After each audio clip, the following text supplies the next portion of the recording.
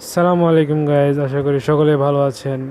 আজ আমি এবং আমার মামা এসেছি কুষ্টিয়া শহরের লালন শাহ মাজার পরিদর্শন করতে।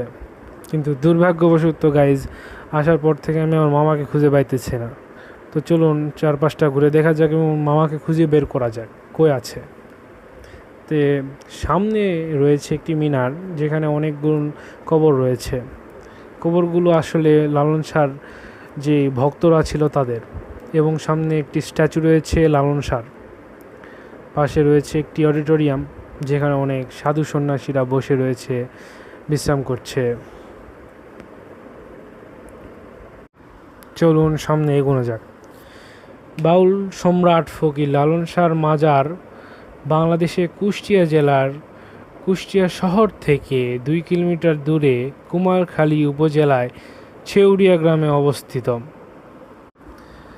এই মাজারটি 1963 সালে লালনের সমাধির উপর একটি পাকা মাজার ও গবেষণা কেন্দ্র নির্মাণ করা হয়।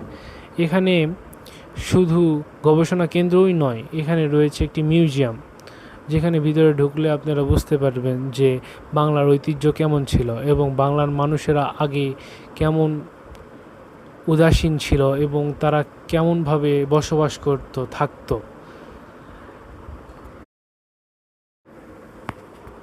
প্রতি বছর বাংলার কার্তিক মাসের 1 থেকে 3 তারিখের মধ্যে লালন শাহর তিরোধান দিবস এবং দোল পূর্ণিমা উপলক্ষে মাজারে 3 দিনব্যাপী বিশাল লালন উৎসব ও মেলা বসে।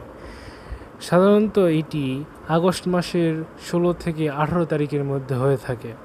এখানে ওই তখন আসলে বুঝতে পারবেন যে বাংলার ঐতিহ্য কেমন ছিল এবং কেমন বৈচিত্র্যময় পরিবেশে বাংলা গঠিত।